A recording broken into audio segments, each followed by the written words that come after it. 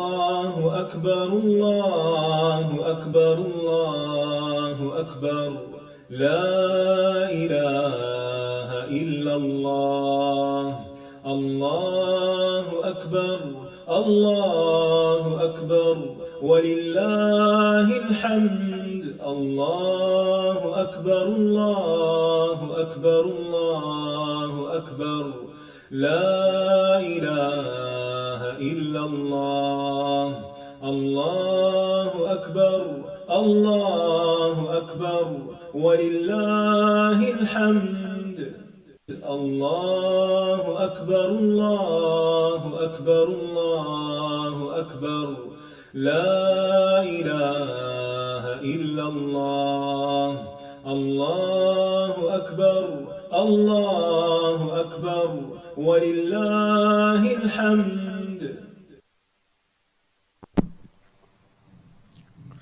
السلام علیکم ورحمۃ اللہ وبرکاتہ. نحمده ونصلی علی رسولہ الکریم. اما بعد فاعوذ باللہ من الشیطان الرجیم. بسم اللہ الرحمن الرحیم. رب اشرح لی صدری ویسر لی امری واحلل عقدۃ من لسانی یفقہوا قولی. إن الله يأمر بالعدل والإحسان وإيتاء ذي القربى وينهى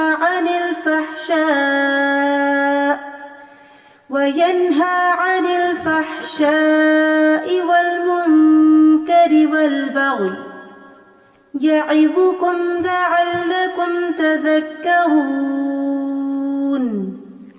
ان اللہ یأمر بالعدل والاحسان وایتاء ذی القربى وینہی عن الفحشاء والمنکر والبغی یعظکم لعلکم تذکرون. بے شک اللہ عدل اور احسان اور قرابت والے کو دینے کا حکم دیتا ہے اور بے حیائی اور برائی اور سرکشی سے منع کرتا ہے. وہ تمہیں نصیحت کرتا ہے تاکہ تم نصیحت حاصل کرو. اللہ سبحانہ تعالیٰ نے ہم سب کو پیدا کیا، وہی ہماری ضروریات اور ہماری کمزوریوں کو بھی جانتا ہے. اس نے ہمیں پیدا کر کے یوں ہی نہیں چھوڑ دیا بلکہ ہماری تمام ضروریات زندگی کا بندوبست فرمایا. زندگی کے ہر معاملے میں ہماری رہنمائی کے لیے بہترین اصول دیے. ہمیں کیا کرنا چاہیے اور کن باتوں سے رک جانا چاہیے واضح طور پر بتا دیا. ایک معاشرے کے اندر، ایک گھر کے اندر کن باتوں سے امن، سکون اور خوشحالی آتی ہے اور کون سی باتیں باہم انتشار پیدا کرتی ہیں. اللہ تعالیٰ سے دعا ہے کہ وہ ہمیں اپنے احکامات کو سمجھنے اور ان پر عمل کرنے کی توفیق دے تاکہ ہماری یہ زندگی بھی پرسکون ہو جائے اور آخرت کی زندگی بھی پرسکون ہو.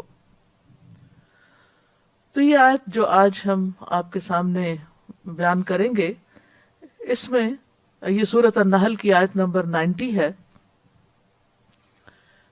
اس آیت میں اللہ سبحانہ تعالیٰ اپنے بندوں کو حق میں عدل و انصاف اور احسان اور پھر رشتہ داروں کو دینے کا حکم دے رہے ہیں، اور دوسری طرف 3 چیزوں سے منع بھی کر رہے ہیں. وہ ہے فحش، منکر، برائی اور سرکشی.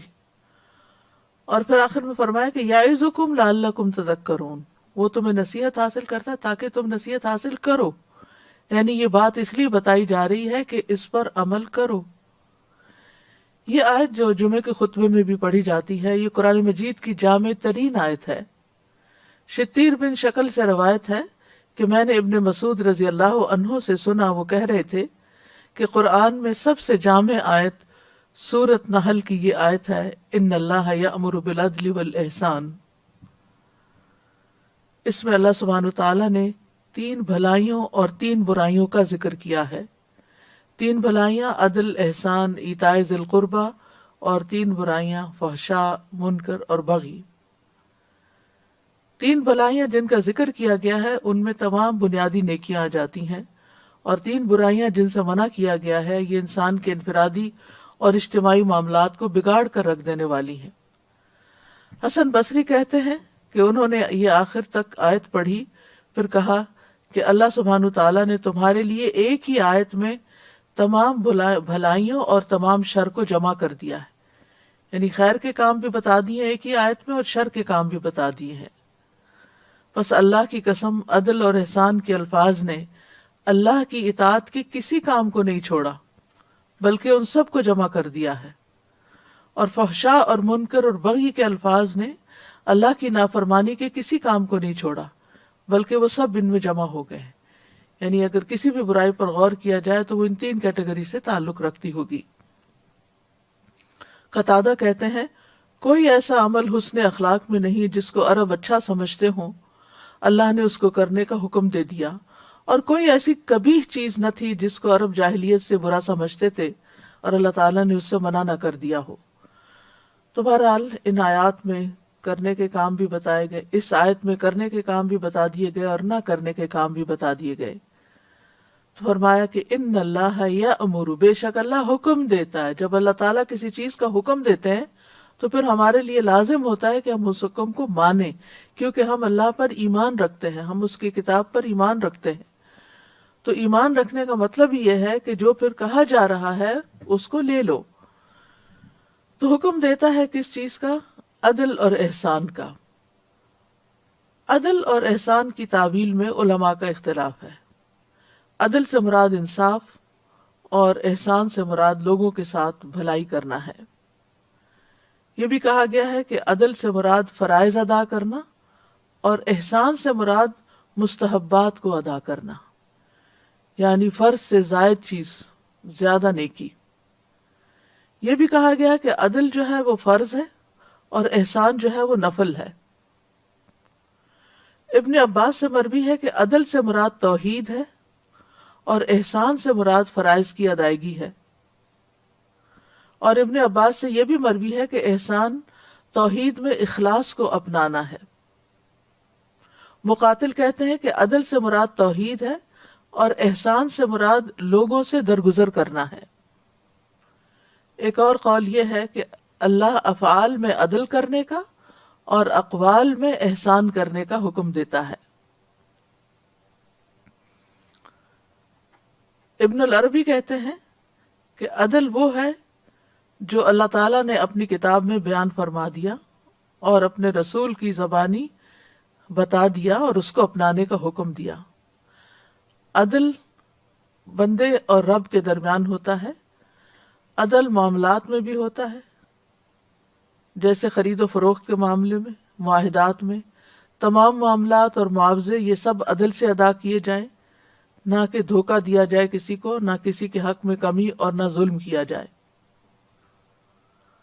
احسان یعنی لوگوں کو مال اور بدن اور علم سے فائدہ پہنچانا، یہاں تک کہ جانوروں سے بھی احسان کرنا اس میں شامل ہے۔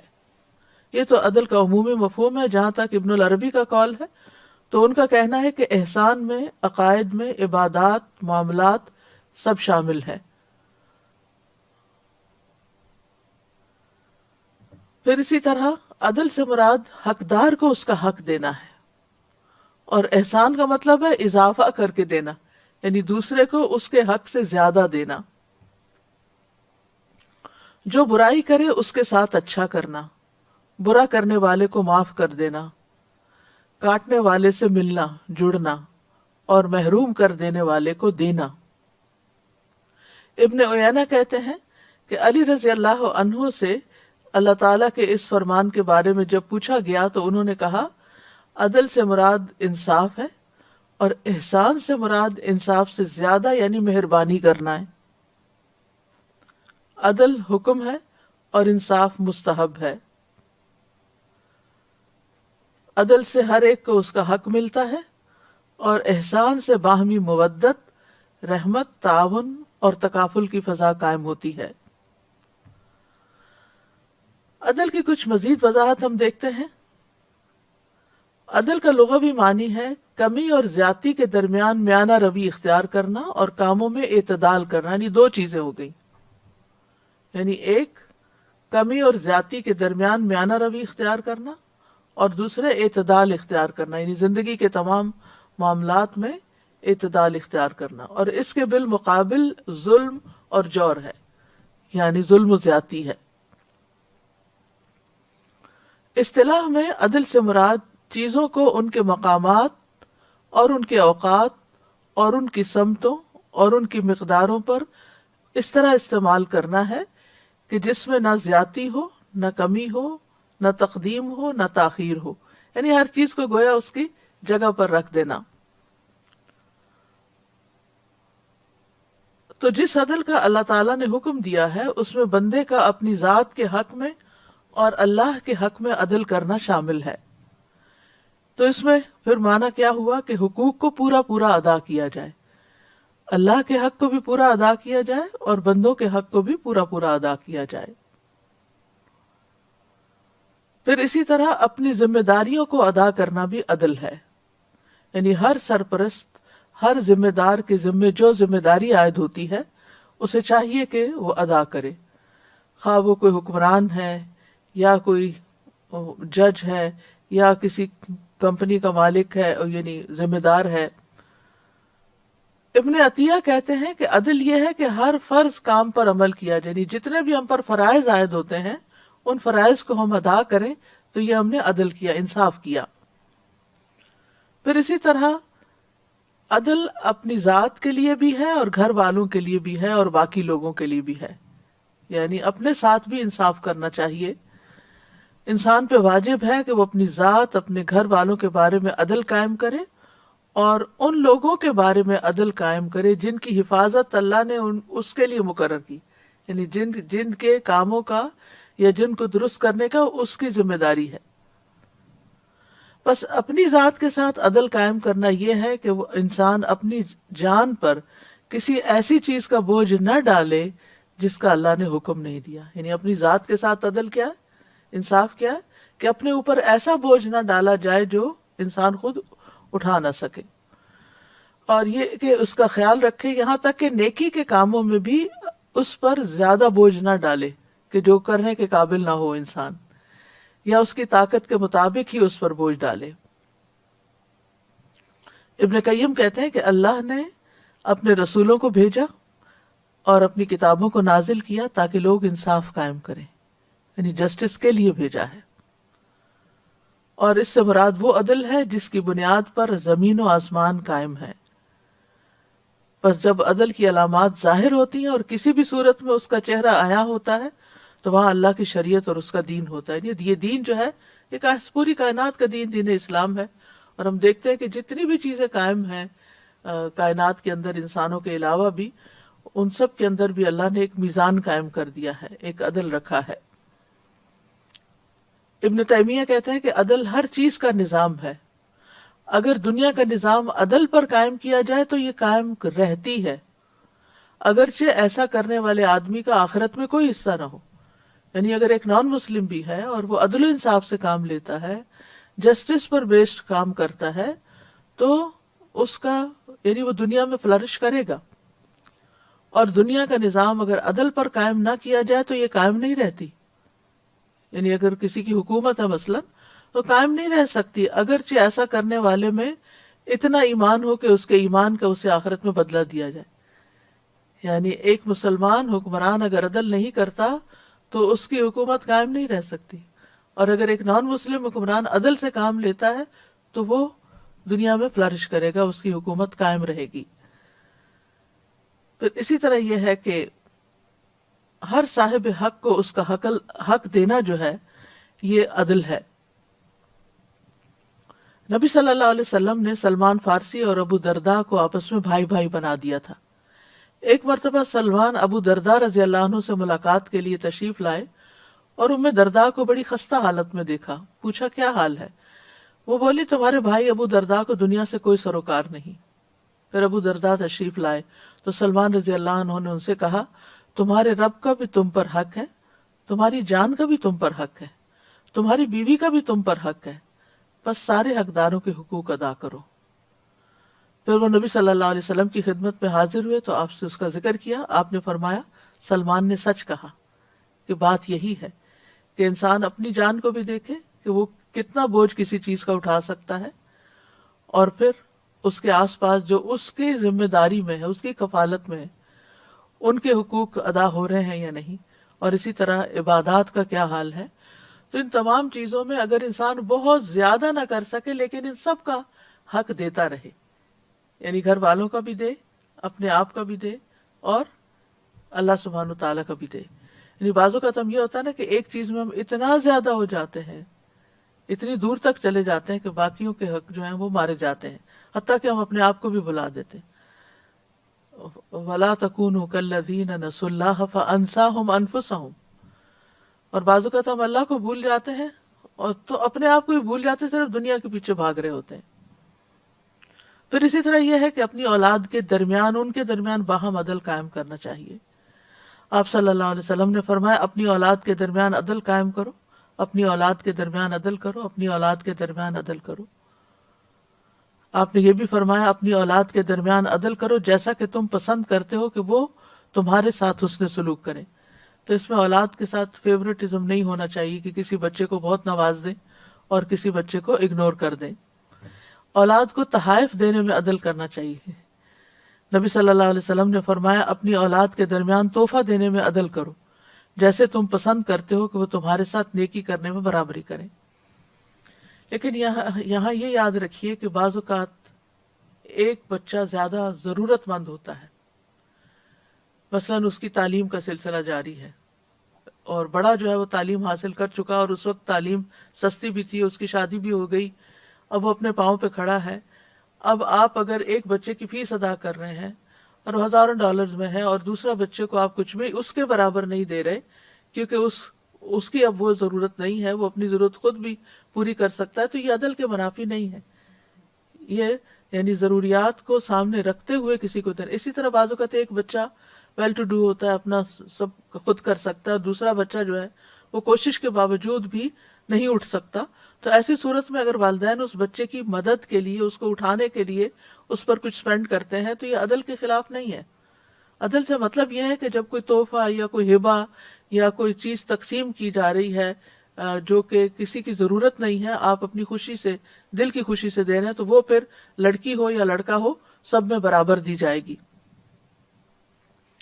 اسی طرح محبت کرنے میں بھی عدل کرنا چاہیے. انس رضی اللہ عنہ کہتے ہیں کہ ایک آدمی نبی صلی اللہ علیہ وسلم کے ساتھ بیٹھا ہوا تھا کہ اس کا بیٹا آیا. اس آدمی نے اسے پکڑا، چوما، اپنی گود میں بٹھایا. پھر اس کی بیٹی آئی تو اس نے اسے پکڑ کر ایک طرف بٹھا دیا. تو نبی صلی اللہ علیہ وسلم نے فرمایا تم نے ان کے درمیان عدل کیوں نہیں کیا؟ یعنی اپنے بیٹے اور اپنی بیٹی کو چومنے میں عدل کیوں نہیں کیا؟ اور اگر گود میں بٹھایا تھا تو ایک کو ایک ٹانگ پہ بٹھا لیتا، دوسرے کو دوسرے پہ، تو یہ پھر عدل ہوتا.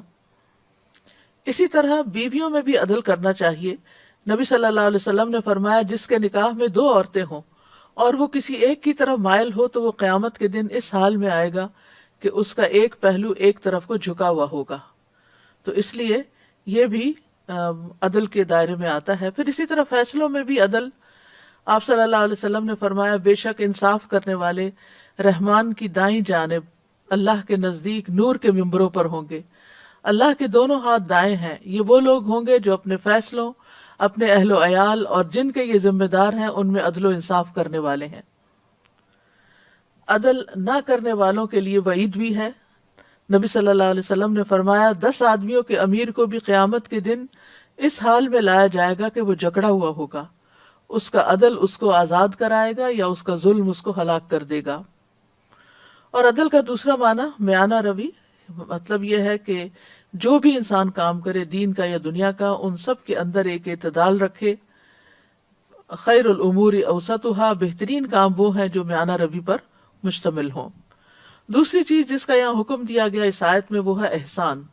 احسان کا درجہ عدل سے بڑھ کر ہے، کیونکہ انسان پر جو واجب ہے اس کو ادا کرنا اور جو اس کا حق بنتا ہے اتنا لینا تو عدل ہے، لیکن واجب سے زیادہ دینا اور حق سے زیادہ یعنی حق سے زیادہ لینا یہ احسان ہے، یعنی دینا کسی کو، لینا تو نہیں. اور اسی طرح اپنے لیتے وقت اپنے حق سے کم لے لینا یہ بھی احسان میں شامل ہے. تو احسان گویا عدل سے بڑھ کر ہے اور یہ مستحب ہے اور ایک نفل عمل ہے اور اس کا ثواب بہت زیادہ ہے. اللہ تعالیٰ کا فرمان ہے ان اللہ یحب المحسنین، بے شک اللہ احسان کرنے والوں سے محبت کرتا ہے. اور احسان یہ بھی ہے کہ بندے کا باطن اس کے ظاہر سے بہتر ہو۔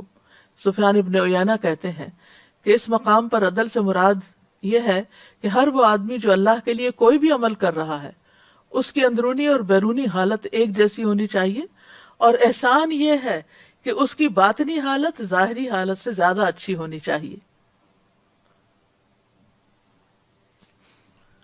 احسان کا لفظ جو ہے یہ برائی کے مقابلے میں آتا ہے۔ محاسن اور مساوی کہتے ہیں، محاسن اچھائیاں اور مساوی سو سے برائیوں کو کہتے ہیں۔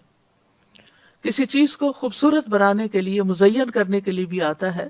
تحسین کا لفظ اسی روٹ سے ہے، اسی مادے سے۔ اور جب ایمان اسلام کے ساتھ احسان کا لفظ ذکر ہوتا ہے تو اس سے مراد اللہ کی نگرانی کا یقین ہونا ہے اور عمدہ طریقے سے، خوبصورت طریقے سے اطاعت کرنا ہے۔ لیکن اگر احسان کا لفظ الگ طور پر آتا ہے تو اس کا مطلب کوئی بھی نیکی کرنا ہے، یعنی جس بھی درجے میں انسان اس کو کر سکے وہ کر لے۔ احسان جو ہے یہ قابل تعریف اور باعث اجر کام ہے۔ تھانوی کہتے ہیں کہ لفظ احسان کا اطلاق 3 چیزوں پر ہوتا ہے۔ نمبر 1، کسی چیز کا طبیعت اور مزاج کے موافق ہونا۔ نمبر 2، کسی چیز کا اپنے کمال تک پہنچنا۔ اور نمبر 3، کسی چیز کا قابل تعریف ہونا۔ امام راغب کہتے ہیں کہ احسان سے مراد ایسا کام کرنا ہے جس کا کرنا معروف ہو۔ اور احسان کی 2 قسمیں انہوں نے بتائیں، کسی دوسرے کے ساتھ اچھائی کرنا، نمبر 2 اپنے عمل میں اچھائی کرنا، جیسے قابل تعریف علم حاصل کرنا اور اچھا عمل کرنا۔ علی رضی اللہ عنہ کا قول ہے کہ لوگ اپنے اچھے اعمال کے بیٹے ہیں، یعنی ان کو اسی طرح منسوب کیا جائے گا جو وہ علم حاصل کرتے ہیں اور جو وہ عمل کرتے ہیں، یعنی جیسا ان کا عمل ہوگا ویسی ان کی تعریف ہوگی۔ بندوں کے سامنے تو بندے اس طرح ہی اپریشیٹ کریں گے، اور اگر اللہ کے سامنے ایسے بندوں کو پتہ ہی نہیں تو اللہ کی نگاہ میں اس کا ویسے ہی رتبہ ہوگا۔ کیونکہ احسان کے بارے میں حدیث میں آتا ہے کہ ان تعبد اللہ کأنک تراہ فإن لم تکن تراہ فإنہ یراک۔ احسان یہ ہے کہ تم اللہ کی اس طرح عبادت کرو گویا کہ تم اسے دیکھ رہے ہو، پھر اگر تم اسے نہیں دیکھتے تو وہ تمہیں ضرور دیکھ رہا ہے۔ یعنی جب انسان کے اندر یہ احساس ہو کہ مجھے اللہ دیکھ رہا ہے تو وہ کانشیس ہو جائے گا، اور اس کے عمل میں اور اس کی اطاعت میں اور اس کی عبادت میں خوبصورتی پیدا ہو جائے گی، اور یہی احسان کے درجے میں عبادت کرنا ہے۔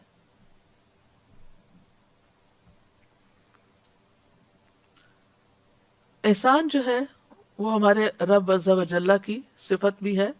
الذی احسن کل شیء خلقہ وبدأ خلق الانسان من طین۔ اللہ وہ ذات ہے جس نے جو چیز بھی بنائی خوبصورتی بنائی، بہترین بنائی، اور انسان کی پیدائش گیلی مٹی سے کی۔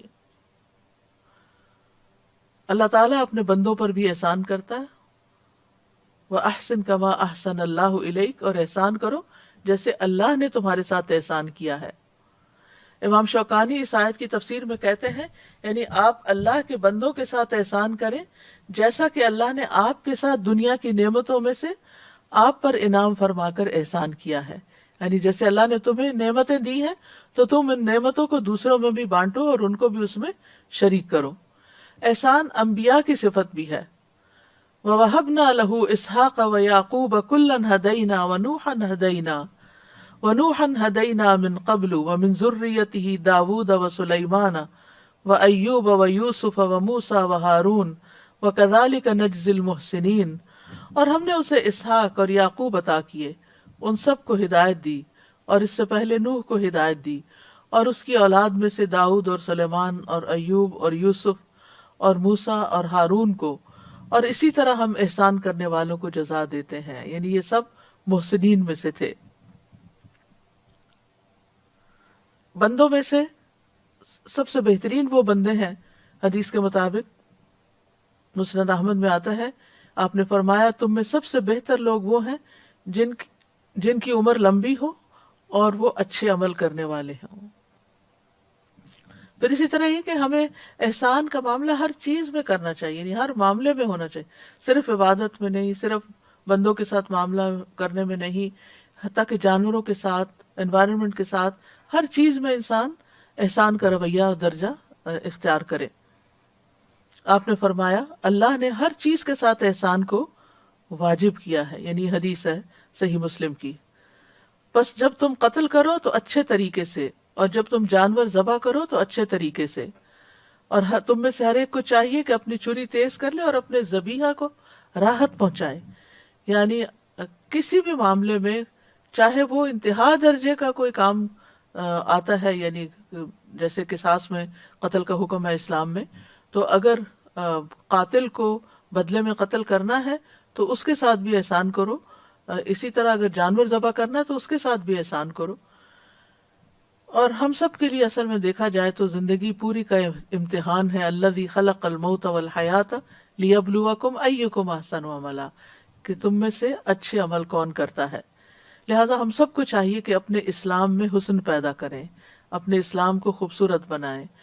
ومن احسن دینا ممن اسلم وجہہ للہ وہو محسن، اور دین کے لحاظ سے اس سے بہتر کون ہے جس نے اپنا چہرہ اللہ کے لیے تابع کیا جبکہ وہ نیکی کرنے والا ہو، اور اس نے ابراہیم کی ملت کی پیروی کی جو ایک اللہ کی طرف ہو جانے والا تھا، اور اللہ نے ابراہیم کو خاص دوست بنا لیا.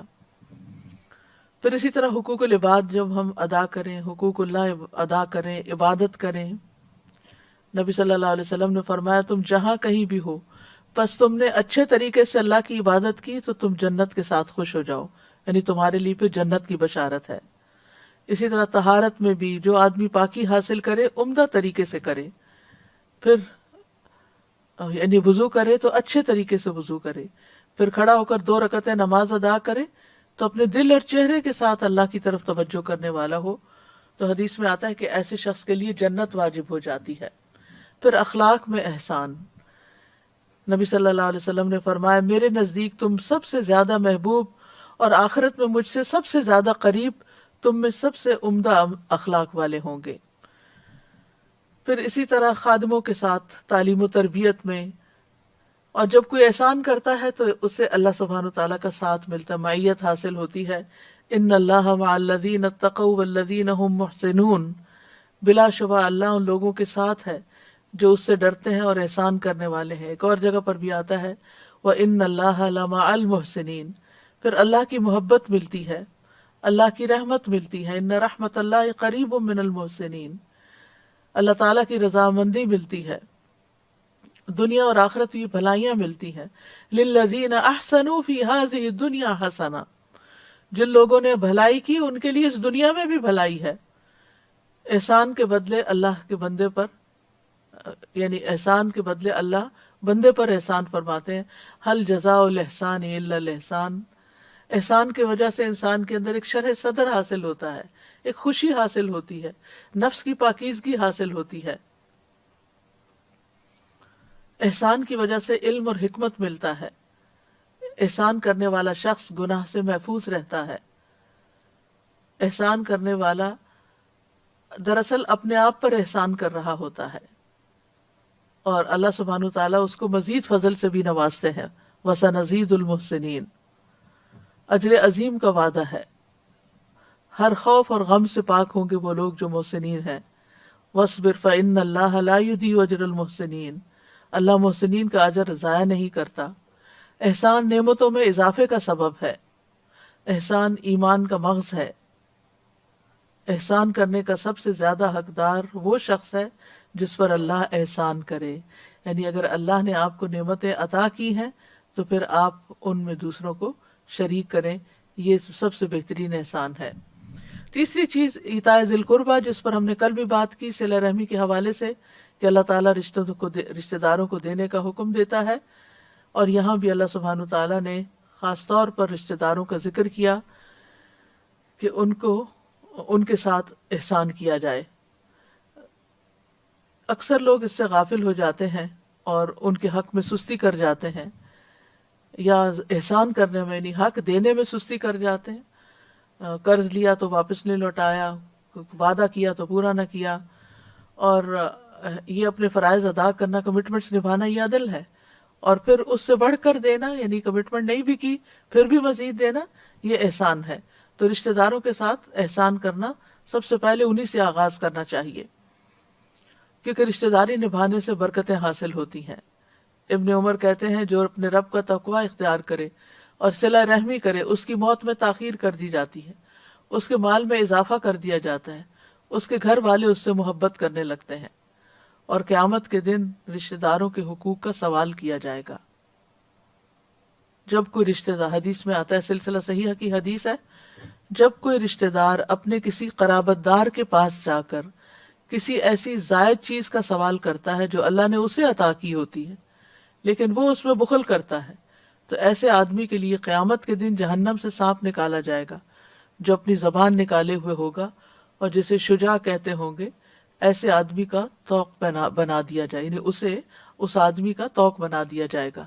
یعنی ایک ضرورت مند ہے، محتاج ہے، اور دوسرے کے پاس ضرورت سے زائد ہے لیکن وہ محتاج کو نہیں دیتا، تو پھر اس کا انجام اتنا بھیانک ہوگا۔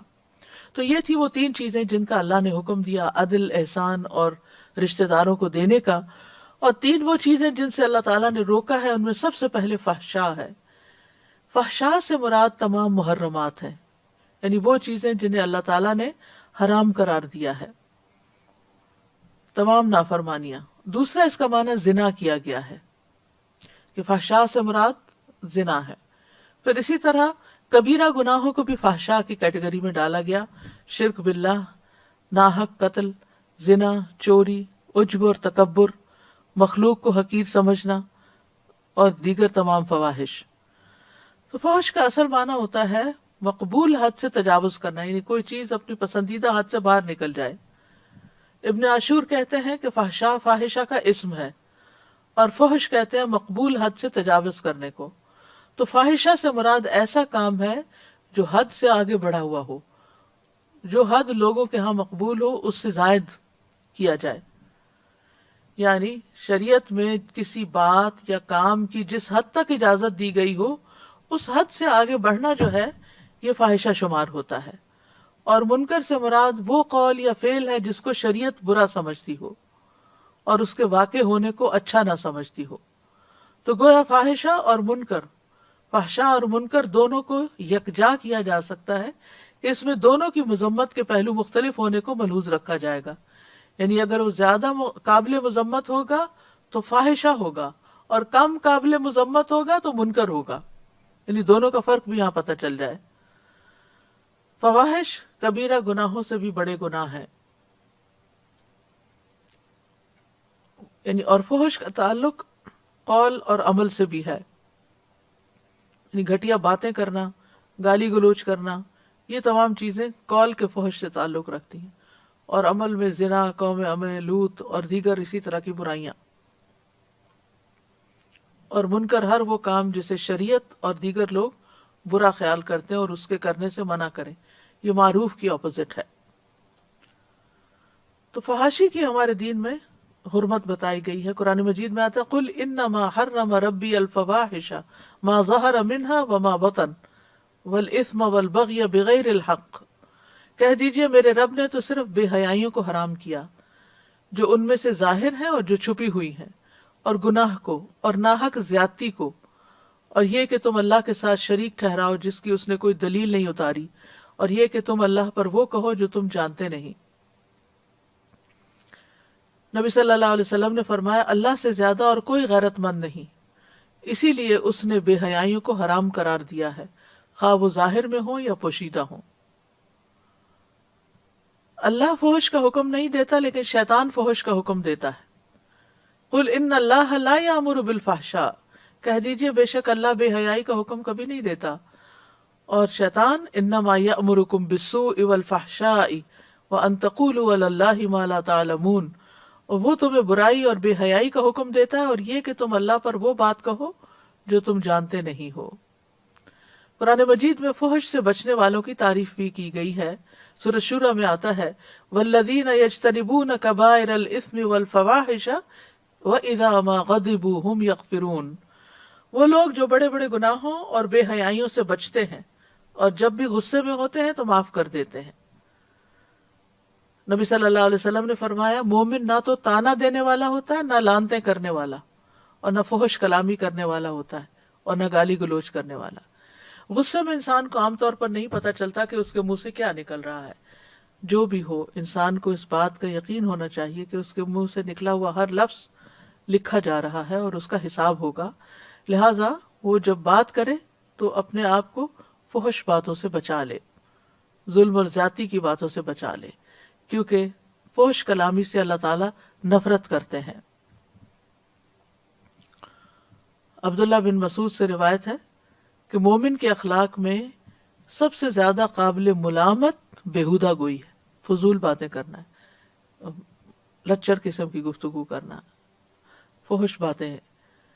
اور قیامت کی نشانیوں میں سے یہ بتایا گیا کہ یقیناً فحش گوئی کرنا، بتکلف بیہودہ گوئی کرنا، قطع رحمی کرنا، خائن کو امین اور امانت دار کو خائن سمجھنا علامات قیامت میں سے ہے۔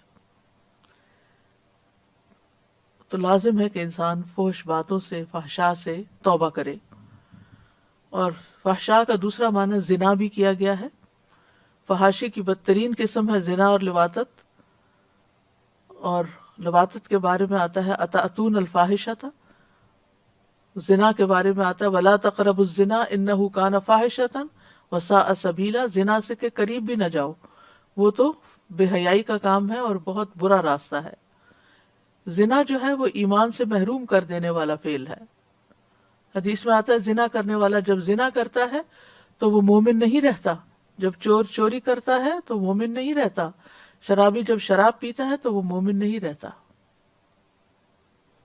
پھر اس کے بعد توبہ کا دروازہ بہرحال کھلا ہوا ہے، اور توبہ کا مطلب یہ ہے کہ انسان اس چیز کا عہد کرے کہ وہ جو برائیاں کر رہا ہے ان کو نہیں کرے گا۔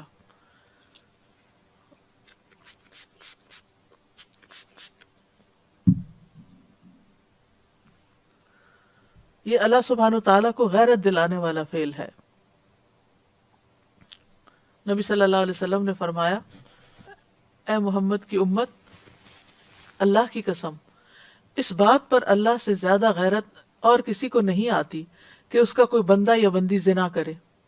اے امت محمد، واللہ جو کچھ میں جانتا ہوں اگر تمہیں بھی معلوم ہو جائے تو تم ہنستے کم اور روتے زیادہ۔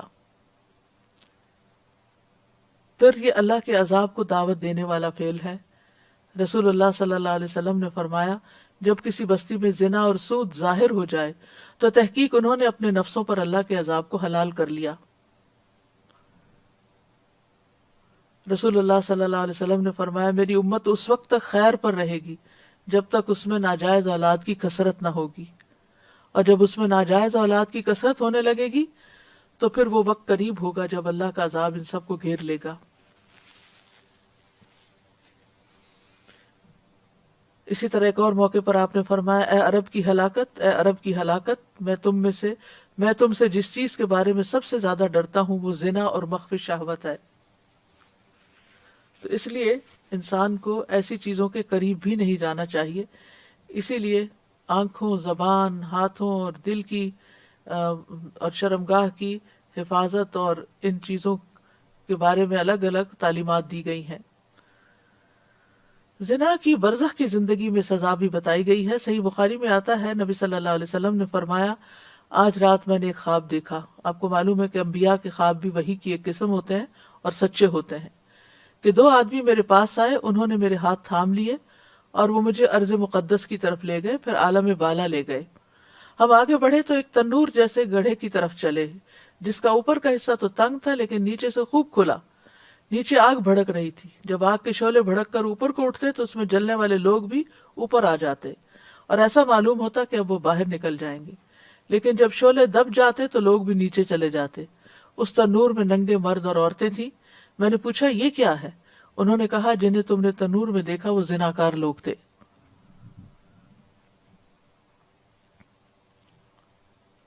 پھر اسی طرح اگر کوئی شخص توبہ نہ کرے اور بڑھاپے تک یہ کام کرتا رہے تو رسول اللہ صلی اللہ علیہ وسلم نے فرمایا، 3 آدمی ایسے ہیں کہ اللہ عز و جل قیامت کے دن نہ ان سے کلام کریں گے نہ معاف کریں گے، بوڑھا زناکار، مغرور غریب اور جھوٹا حکمران۔ ایک اور روایت میں آتا ہے کہ اللہ تعالیٰ ان کی طرف دیکھیں گے بھی نہیں، یعنی بوڑھے مرد اور عورت کی طرف جنہوں نے آخر تک زنا کیا۔ پھر اسی طرح آپ صلی اللہ علیہ وسلم نے ایک خواب کا ذکر کیا کہ میرے پاس 2 آدمی آئے، انہوں نے میرا بازو پکڑا اور مجھے ایک دشوار گزار پہاڑ کے پاس لے گئے۔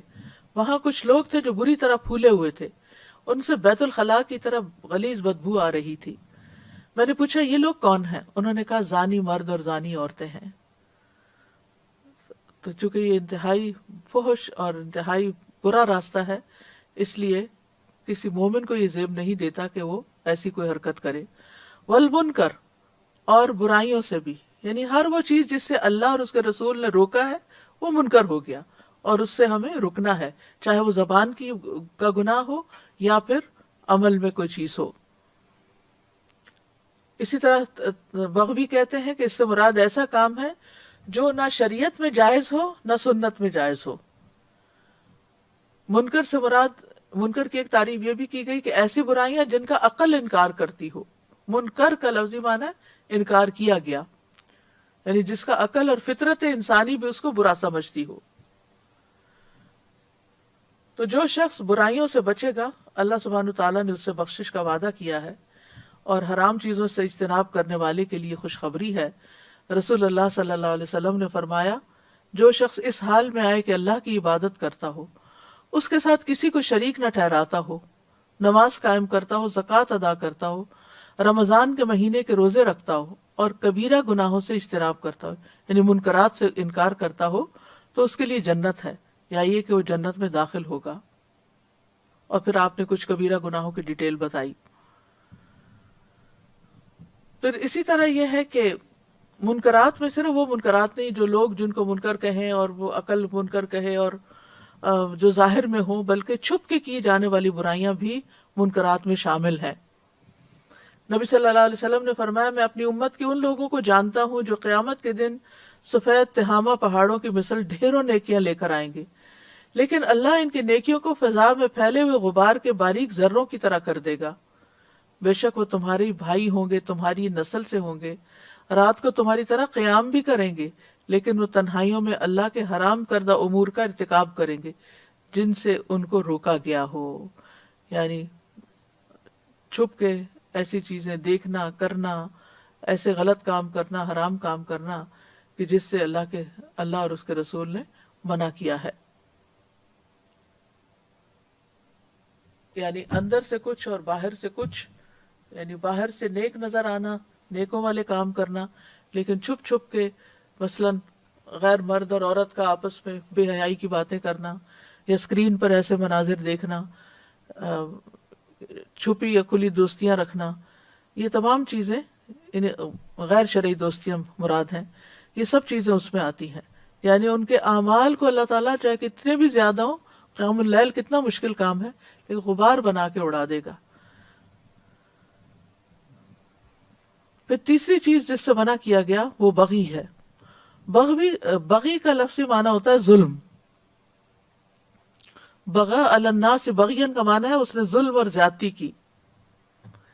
تو لغت میں بغی کے دو معنی ہیں بیسیکلی، ایک ہے طلب کرنا، ذالک ما کنا نبغی، یہ چیز تھی جو ہم تلاش کر رہے تھے، اور دوسرا ظلم کے معنوں میں ہے۔ تو یہاں جو ہے ظلم اور زیادتی کے معنوں میں، فساد کے معنوں میں استعمال ہوا ہے اس آیت کے اندر۔ یعنی جب کسی سے معاملہ کرتے ہوئے انسان حد سے بڑھ جائے تو وہ اس پر بغاوت کر رہا ہوتا ہے، اور وہ حد سے بڑھ کے کسی کے ساتھ جو کچھ کر رہا ہوتا ہے اس سے کچھ طلب بھی کر رہا ہوتا ہے۔ بغی کا تعلق بھی انسانوں کے حقوق سے بھی ہے اور اللہ کے حقوق سے بھی ہے۔ بغی یہ ہے کہ انسانوں کے ساتھ ظلم اور زیادتی کا معاملہ کیا جائے، اور ایک بغی یہ ہے کہ جو بہت خطرناک ہے کہ اللہ عز و جل کے ساتھ معاملہ کرنے میں بغاوت اختیار کی جائے۔ اللہ سبحانہ تعالیٰ کے ساتھ بغی کیا ہے؟